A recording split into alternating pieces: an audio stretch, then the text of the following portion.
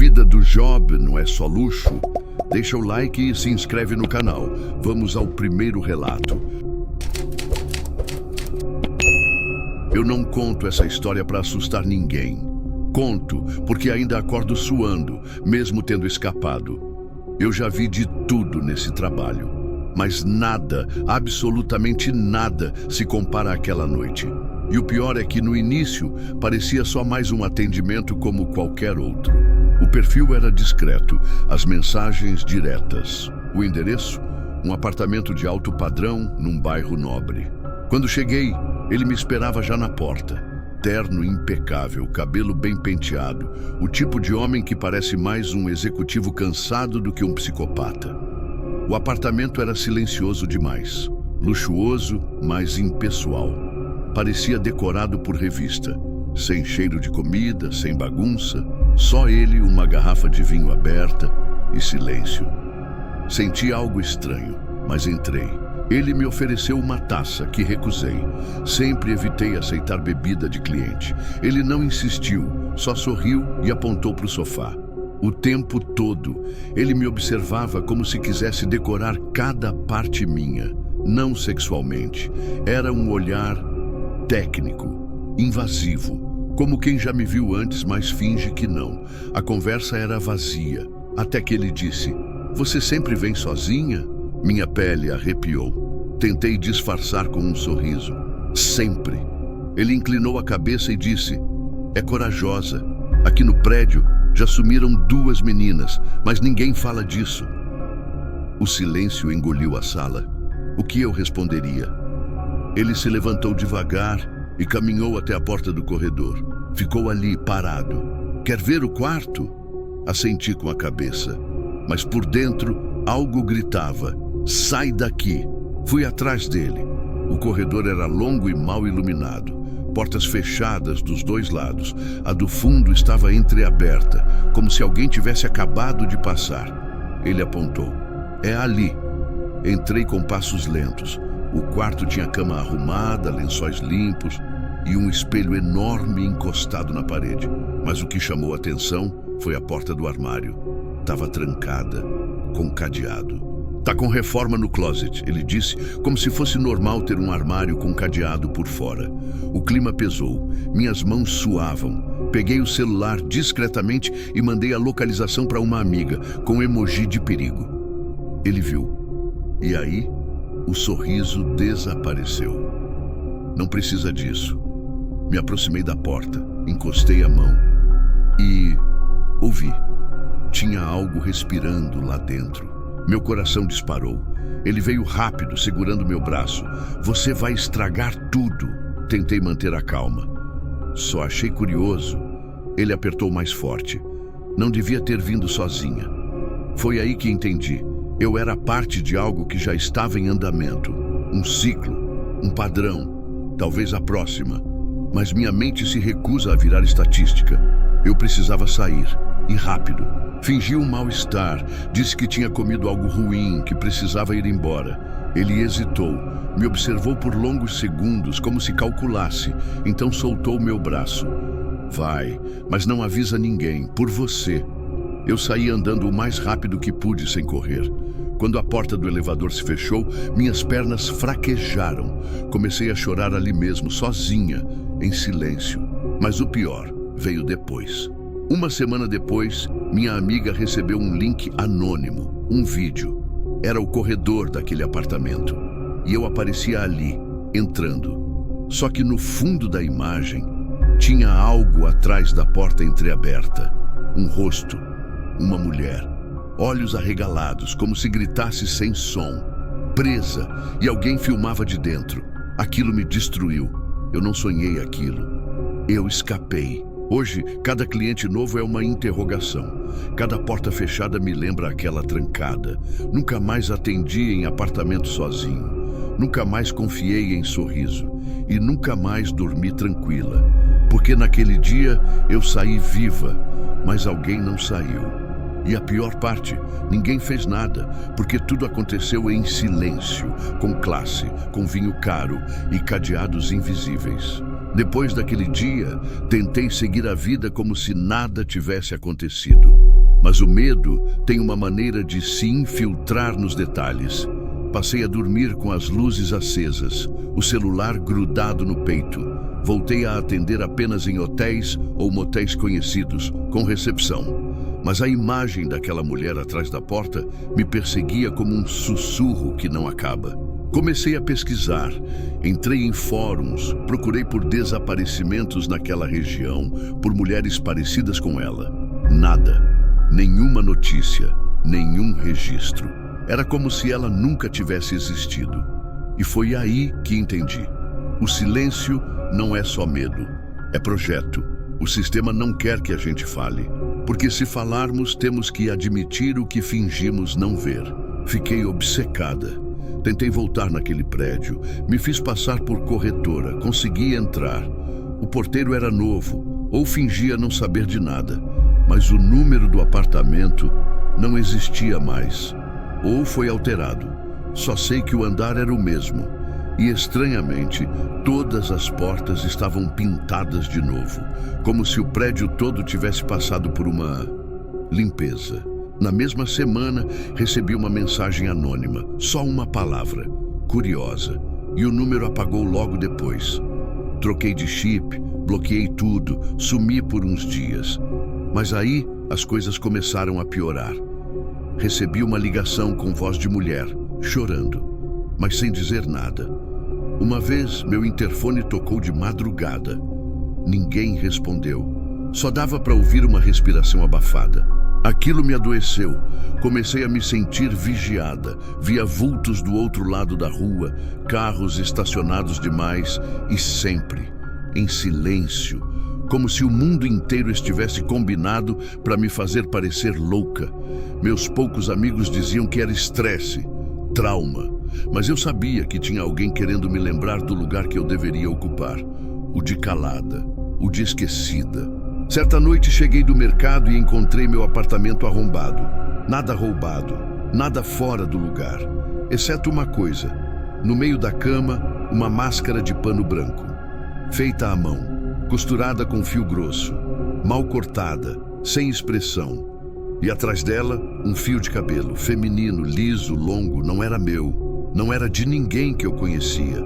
Aquilo era um recado. Fui à delegacia. Expliquei tudo, mostrei a máscara. Sabe o que eu vi? Talvez alguém do seu convívio. Complicado esse meio em que você trabalha. Entende? Eu podia ser ameaçada, perseguida, queimada viva. Ainda assim, eu é que estava no lugar errado. A culpa era minha, a investigação não andou, a máscara foi extraviada. O boletim sumiu e eu fui aconselhada a mudar de número, de novo. Foi ali que eu desisti de justiça. Eu queria viver, apenas viver. Me afastei de tudo, mudei de cidade, cortei o cabelo, troquei de nome nos aplicativos. Mas mesmo assim, às vezes, o medo volta. Quando um cliente fecha a porta devagar demais, quando o corredor tem câmeras quebradas, quando a luz pisca, ou quando ouço uma respiração onde não deveria haver ninguém. Não sei o que tinha atrás daquela porta. Uma mulher presa, um aviso, uma isca. Só sei que naquele dia fui poupada. E não porque ele teve compaixão, mas porque talvez eu não era a escolhida. Não ainda. Esse trabalho não é feito só de desejo e dinheiro. É feito de riscos calculados por gente que já não enxerga a gente como gente, só como material. Se você trabalha com isso, leia até o fim. Confie nos seus instintos. Marque localização. Avise alguém. Faça barulho se for preciso. Porque no mundo onde a gente vive, silêncio é onde mora o perigo. E às vezes, a única coisa que separa a gente de virar um nome esquecido é a coragem de correr mesmo com o salto quebrando, mesmo sem saber para onde. Me conte nos comentários de onde você está assistindo. Vamos para mais um relato.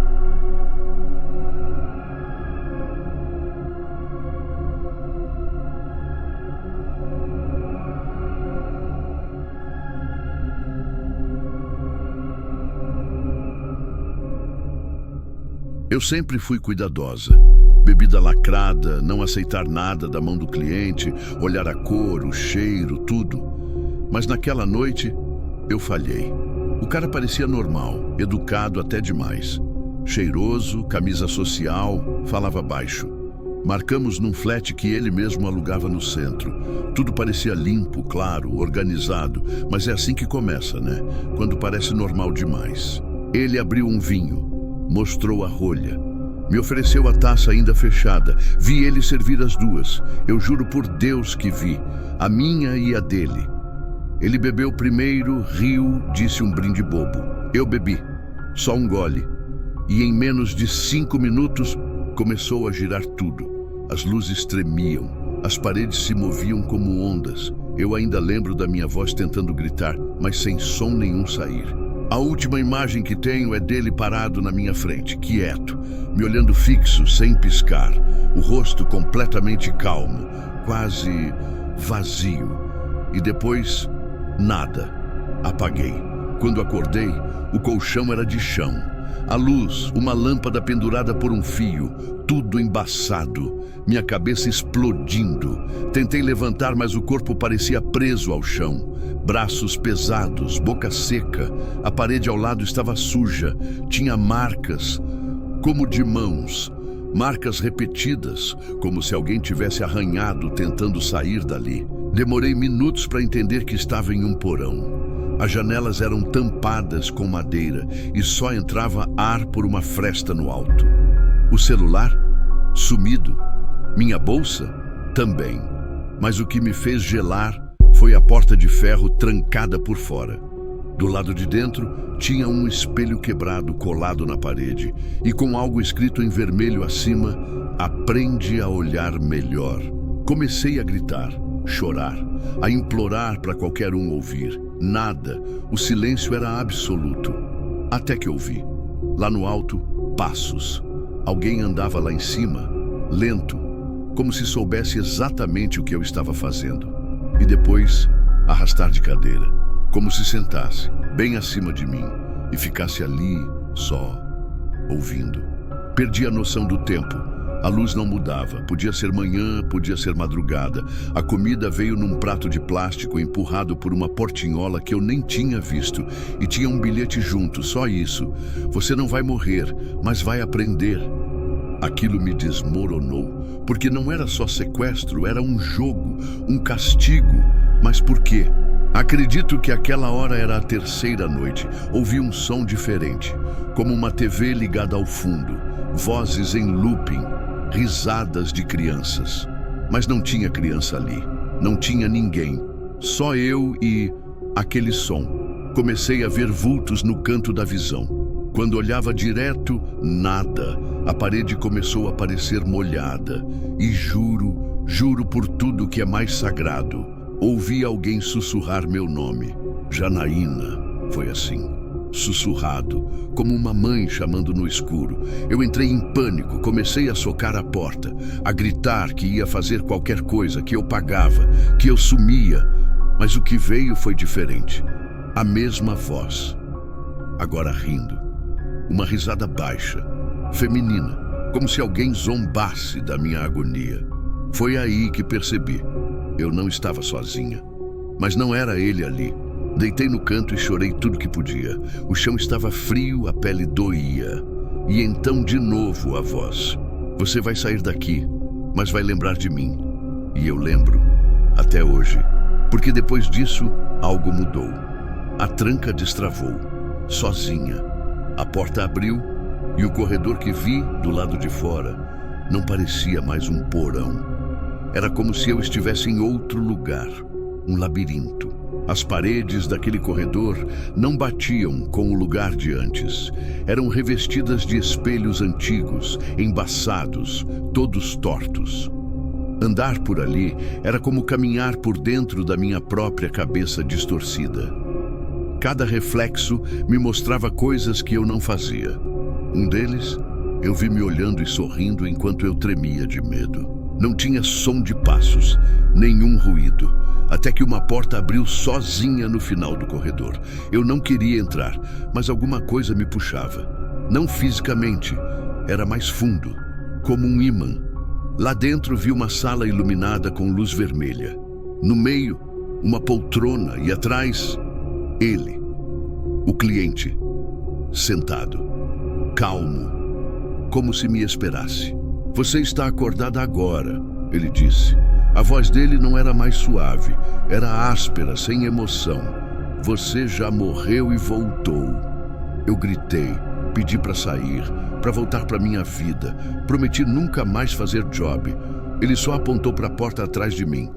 Se sair por ali, esquece tudo, mas se olhar para trás, vai me ver para sempre. Eu fugi, corri. A porta dava para a rua, literalmente. Saí tropeçando no meio de uma rua do centro, descalça, com o vestido sujo. Um segurança me ajudou. Chamaram a polícia. Mas o flat, inexistente. O endereço que dei, nunca existiu. Nem mesmo o rosto dele apareceu em câmeras. Como se tudo tivesse sido um pesadelo. Mas não foi. Até hoje, quando entro em ambientes com espelhos, sinto a presença. Às vezes ouço a voz dele. Outras, vejo reflexos que não me seguem. Passei noites em claro, tive crises, larguei o trabalho, mas nunca consegui entender o que era aquilo. Se foi real, se foi ritual, se era ele, ou outra coisa usando ele. Porque tem coisas que não moram em corpos, elas só usam eles. E naquele dia eu virei alvo de uma delas, por pouco tempo, mas o suficiente para nunca mais ser a mesma. Quando vi a mensagem dele, achei que era só mais um cliente querendo algo rápido. Não pediu vídeo, nem áudio, só perguntou preço, horário e se eu atendia na Zona Sul. O português era correto, a foto de perfil era discreta, com óculos escuros. Disse que me esperava no apartamento 39, bloco B, num prédio de alto padrão, e transferiu metade adiantado. Confirmei com a portaria, tudo certo. O nome dele estava na lista e ele já havia avisado que eu subiria. O porteiro me olhou de cima a baixo, como se soubesse o que eu era, mas não disse nada. O elevador era espelhado e a cada andar minha ansiedade aumentava. Mas eu já tinha feito aquilo dezenas de vezes. Controle emocional era tudo. Bati na porta às 9 em ponto. Nenhum som. Bati de novo e antes que eu pensasse em desistir, a porta se abriu lentamente, mas ele não apareceu. Só a porta se abrindo sozinha. Entrei chamando baixo. Oi, é a Jana, posso entrar? Silêncio. O apartamento era amplo, bem decorado, cheiro de madeira e lavanda. A porta se fechou atrás de mim com um estalo seco. Dei mais alguns passos, luzes fracas, tudo parecendo vazio. Foi quando ele apareceu no fim do corredor.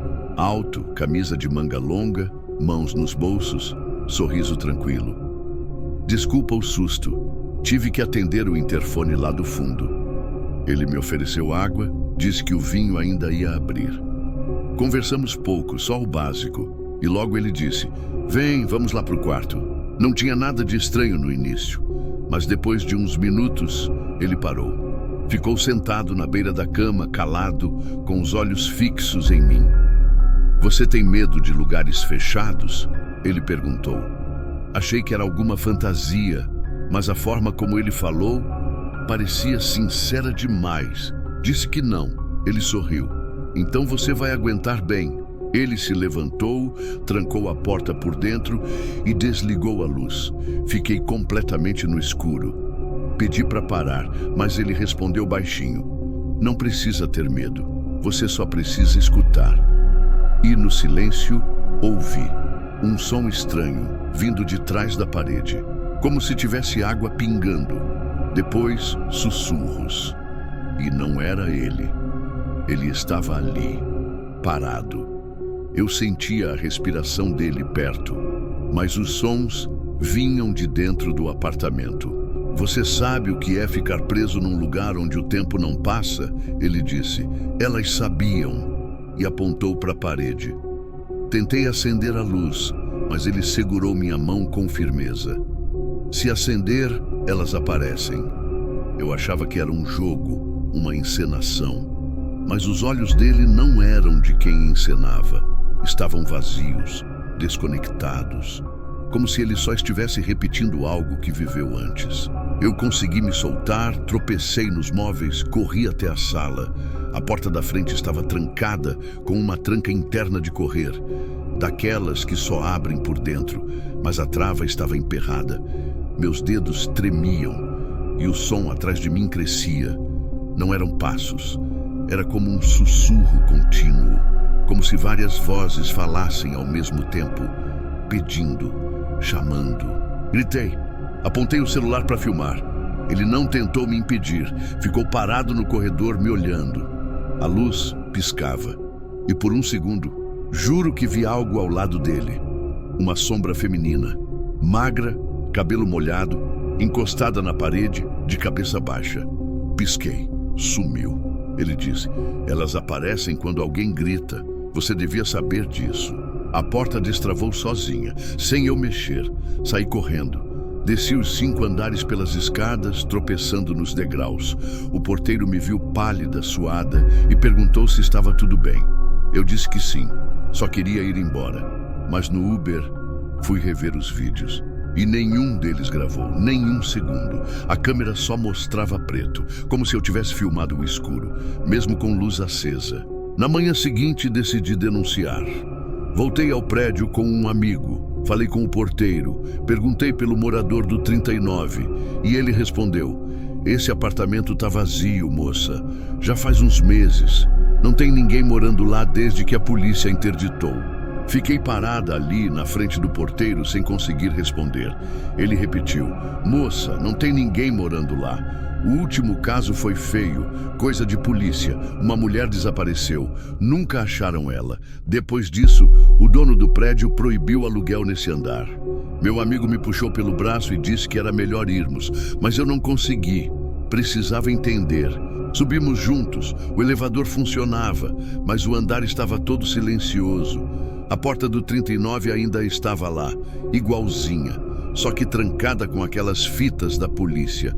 Fita rasgada, como se alguém tivesse entrado depois da interdição. E tinha um cheiro, não de mofo nem de cigarro.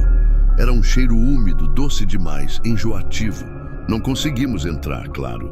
Mas do lado de fora, colei o ouvido na porta, só por impulso, só para ter certeza de que tudo aquilo era coisa da minha cabeça. E então ouvi. Não gritos, nem voz de homem.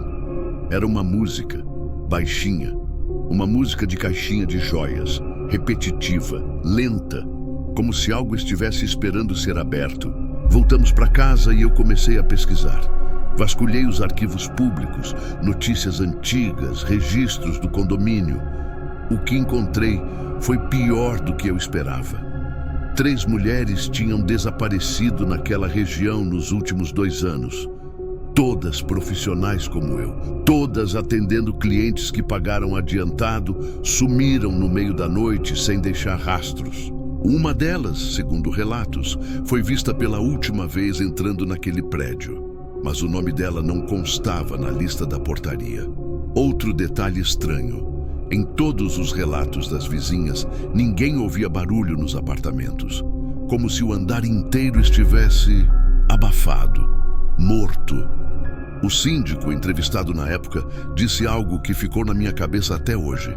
Ele disse, tem coisa que acontece entre 4 paredes que nem o concreto dá conta de apagar. Essas palavras não me saem da mente, porque depois daquela noite, não consegui voltar ao trabalho. Toda vez que alguém me chamava, eu lembrava da voz dele no escuro. Lembrava da mulher encostada na parede. Lembrava do cheiro doce.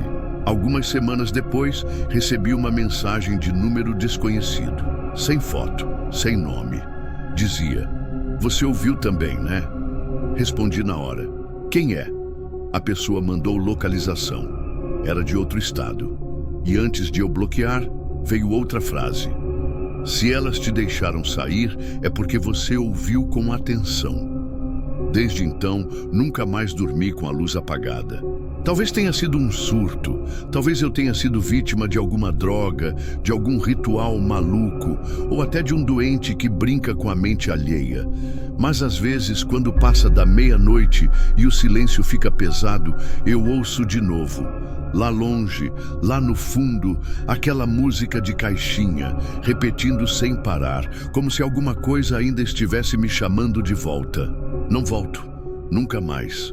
Eu saí de lá com vida, mas alguma parte de mim ficou presa naquele quarto. E não tem tranca, nem luz acesa que me faça esquecer o que vi atrás daquela parede.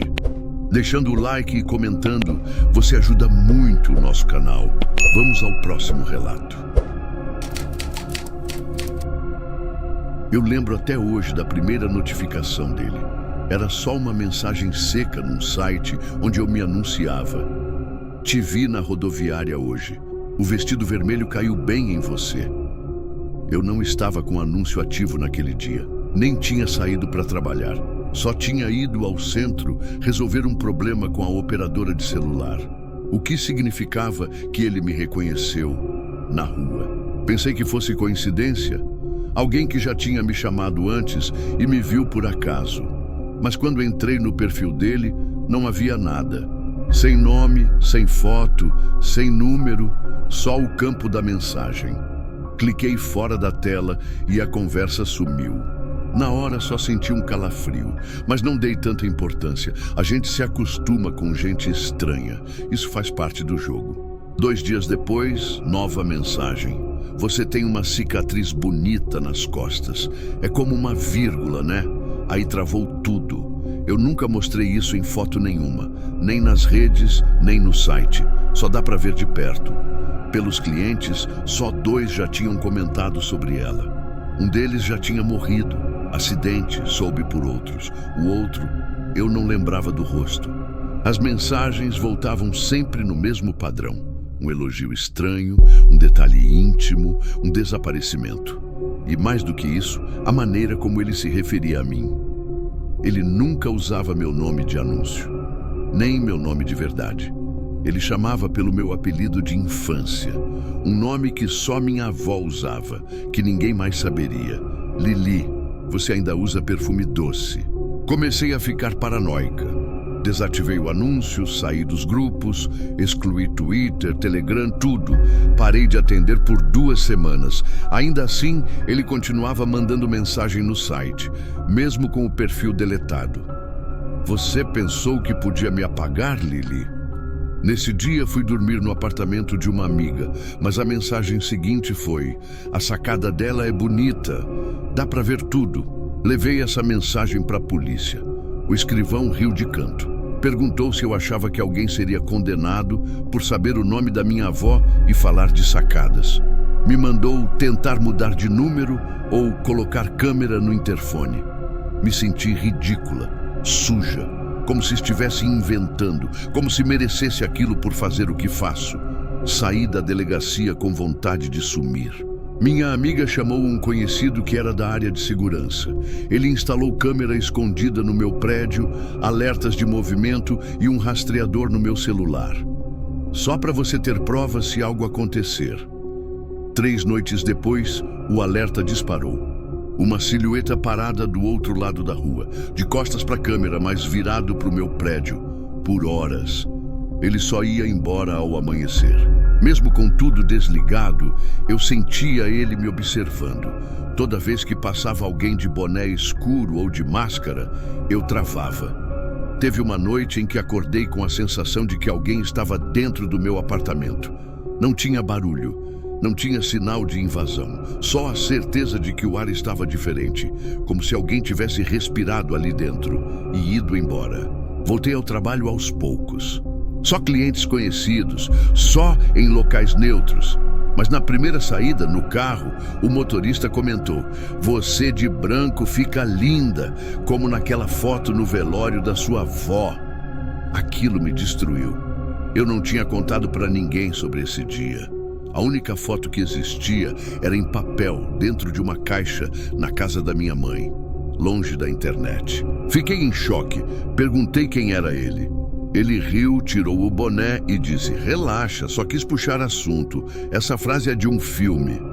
Mas o tom da voz dele era o mesmo das mensagens.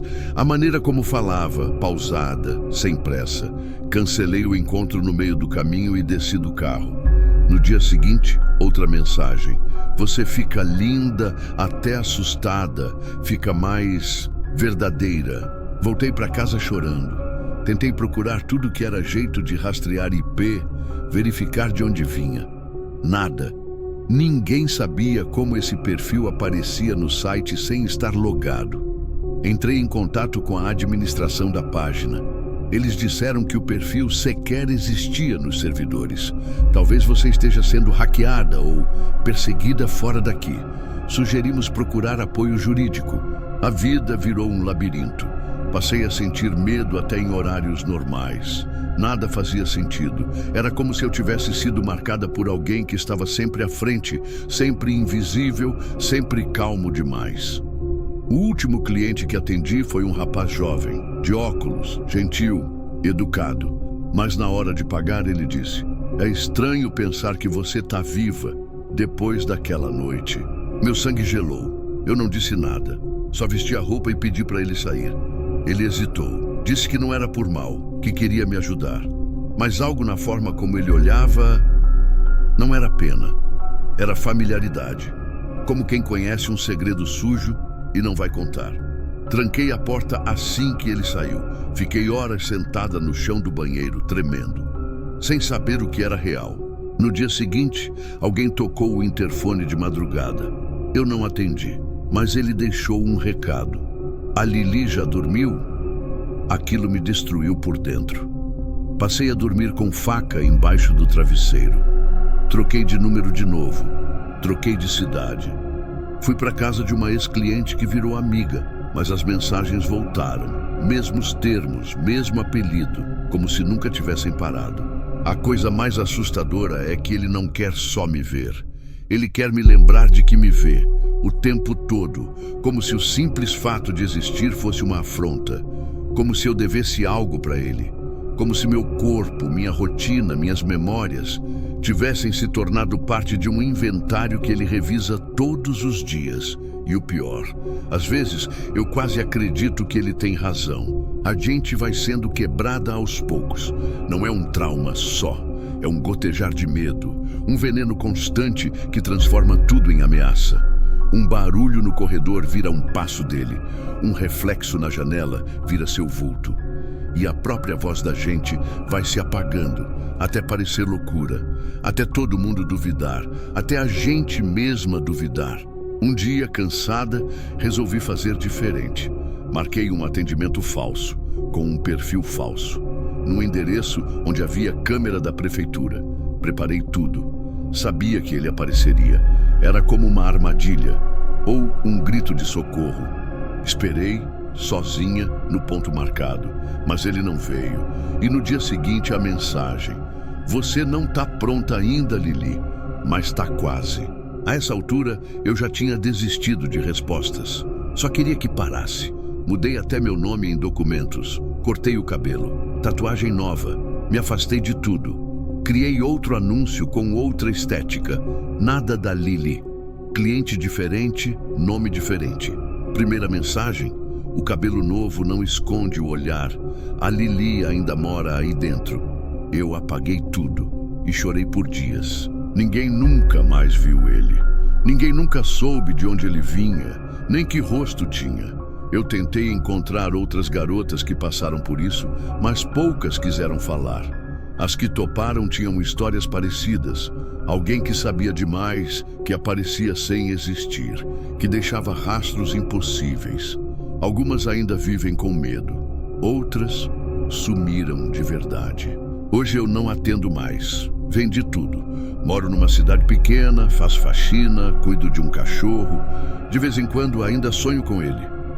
Acordo ouvindo o interfone tocar, ou vejo uma mensagem surgir na tela antes mesmo de desbloquear o celular. Mas a pior parte não é o medo dele aparecer. É o medo de que ele nunca tenha ido embora. Porque tem dias em que eu olho no espelho e sinto que ele ainda está aqui, não do lado de fora, mas dentro, observando, esperando, como se tudo que ele quisesse fosse que eu nunca mais me sentisse sozinha, como se o verdadeiro terror não fosse morrer, mas viver sabendo que tem alguém que já te conhece mais do que você mesma e não vai te deixar esquecer. E é por isso que eu digo, não importa o quanto pareça seguro, não importa o quanto o cliente seja gentil. Quando você trabalha sozinha, num quarto fechado, com um homem que sabe seu nome errado, existe sempre uma chance de que ele já tenha estado lá antes. Mesmo que você não lembre, mesmo que ele nunca tenha saído. Confere se já é inscrito no canal, vídeos novos todos os dias. Vamos ao último relato. Eu trabalho como acompanhante de luxo há quase 4 anos. E sim, já passei por situação estranha. Já senti medo, já vi coisa esquisita. Mas nada se compara àquela noite. O cara apareceu pelo site, perfil impecável, foto de homem bem-sucedido, aqueles papos clássicos, educado, gentil, fala que tá só buscando companhia para jantar, para conversar, para aliviar a solidão. Transferiu o sinal na hora, sem questionar. E isso, na nossa vida, é sinal de alerta. Só que às vezes a gente finge que não é. O endereço era um apartamento de alto padrão, numa região que eu já conhecia. Flat moderno, prédio novo, tudo aparentemente normal.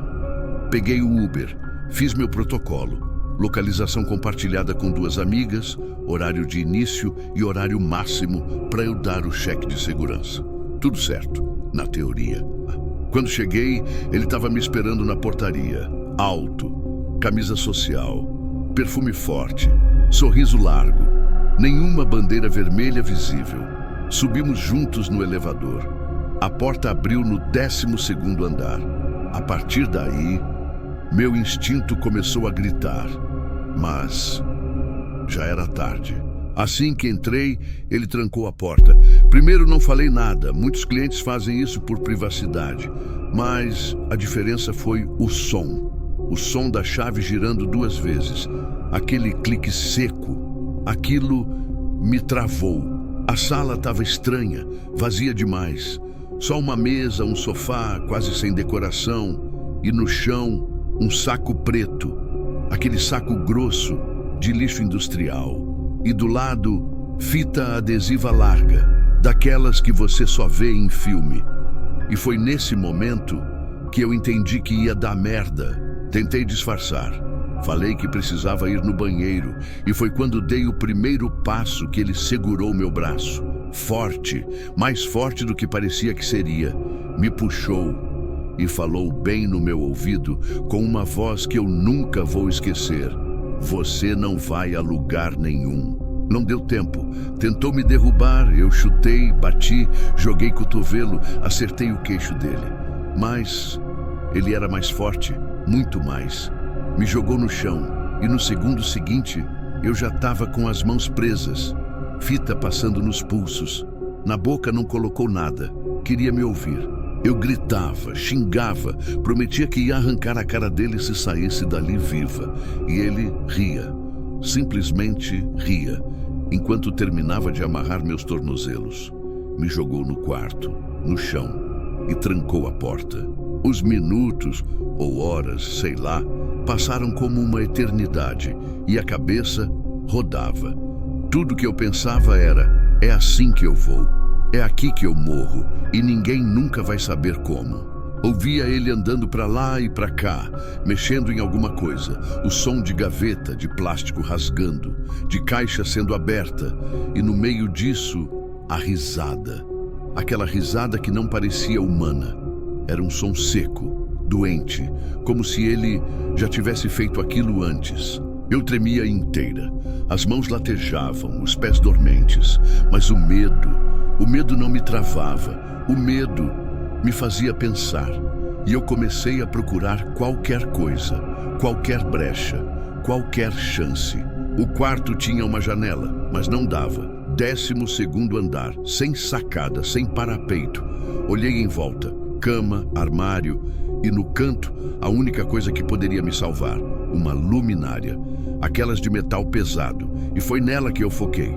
Com muito custo me arrastei, de bruços, puxando o corpo no chão, as mãos presas nas costas, e a cada movimento a fita apertava mais, cortava, queimava, mas eu fui. Fui até a base da luminária. Joguei o corpo contra ela, 1, 2, 3 vezes, até que ela tombou, caiu no chão, e o vidro estourou, um pedaço, ficou com a ponta afiada, e ali estava a minha chance. Deitei de lado e comecei, raspei, puxei, cortei a fita do pulso, demorou, sangrou, mas cortou. E quando senti que estava livre, eu soube, ou é agora, ou nunca mais. Quando consegui soltar as mãos, o corpo inteiro estava em choque. Os dedos tremiam tanto que quase não consegui puxar a fita dos tornozelos. Mas consegui, e no instante que puxei, já sabia. Não dava mais tempo para pensar. Era agora ou eu ia sair dali num saco preto igual aquele da sala. Abri a porta do quarto devagar. A casa estava em silêncio. Silêncio demais, e isso não é bom sinal. Porque ou ele não estava, ou estava esperando. E o segundo era muito mais provável. Caminhei na ponta dos pés, direto para a porta de entrada. E aí veio o baque. A chave não estava, tinha sumido. O desgraçado tinha levado a chave com ele. O coração disparava tanto que parecia que ia sair pela boca. Fui até a cozinha. Puxei gavetas, busquei faca, qualquer coisa, e achei. Peguei uma faca pequena e quando me virei, eu vi ele parado no corredor, me olhando. Cabeça meio baixa, ombros erguidos e aquele sorriso, aquele maldito sorriso. Um sorriso que não tinha nada de humano, só prazer. Prazer no medo. E antes que ele desse o primeiro passo, eu gritei: "Você não vai me matar, filha da puta!" E fui pra cima. Juro por Deus. A faca não ia fazer muito, mas naquele momento, ou eu atacava, ou eu morria. Acertei. Peguei no braço, cortei. Ele gritou, mas veio pra cima, me segurou pelos cabelos, me jogou contra a parede. A faca caiu, e quando ele foi pra cima de novo, eu fiz o que podia. Mordi. Mordi o ombro dele com tanta força que senti o gosto do sangue e foi o suficiente. Ele me largou, tropeçou, caiu para trás e eu corri para a varanda e no desespero chutei o vidro, quebrou, saiu vidro para todo lado. Me cortei, mas não parei. Do lado de fora, uma grade de proteção. Me pendurei nela e comecei a gritar como eu nunca tinha gritado na vida. Socorro! Socorro! Pelo amor de Deus! Me ajuda! Os vizinhos acenderam luz, gente abriu janela e eu vi a cara dele mudando, a expressão de quem percebeu que ia dar ruim para ele. Ele tentou me puxar de volta, mas não conseguiu. Eu me debatia, chutava, gritava, até que alguém lá de baixo gritou: "Tô chamando a polícia!" E isso foi minha salvação. Ele largou, correu para dentro, trancou a porta e eu fiquei ali, agarrada na grade, sangrando, tremendo, até ouvir a sirene, até ver as luzes azul e vermelha refletindo nos prédios. Polícia subiu arrombando e ele tentou fugir pela escada de serviço, mas pegaram, puxaram ele na marra e eu fui direto pro chão, pro asfalto. Deitei ali, no meio da rua, de olhos fechados, sem conseguir respirar, só agradecendo. Porque naquele momento eu entendi que estava viva, por pouco, mas estava. Na delegacia veio a parte que ninguém te conta. As perguntas, o julgamento. Mas você sabia o que estava fazendo, né? Mas você não desconfiou quando viu o lugar? Mas você não imaginou que isso podia acontecer nesse tipo de trabalho? E é aí que você percebe que para eles você não é vítima, você é culpada, culpada por existir, por estar ali, por fazer o que faz. E no fundo, o que eles querem saber não é o que ele fez, é por que você estava lá. O cara Tá preso. Pelo menos, tava. Tentaram puxar ficha. E claro, não era a primeira vez. Tinha passagem por agressão, por estelionato, por tentativa de sequestro. E sabe, provavelmente nem era a primeira acompanhante que ele tentou pegar. Só que, até alguém morrer, ninguém faz nada. Eu tô aqui, fisicamente inteira, mas nunca mais fui a mesma. Nunca mais entrei num elevador sem olhar para todos os lados. Nunca mais sentei de costas para a porta. Nunca mais atendi alguém sem olhar 10 vezes tudo. E sabe, a parte mais cruel é que mesmo depois disso você volta.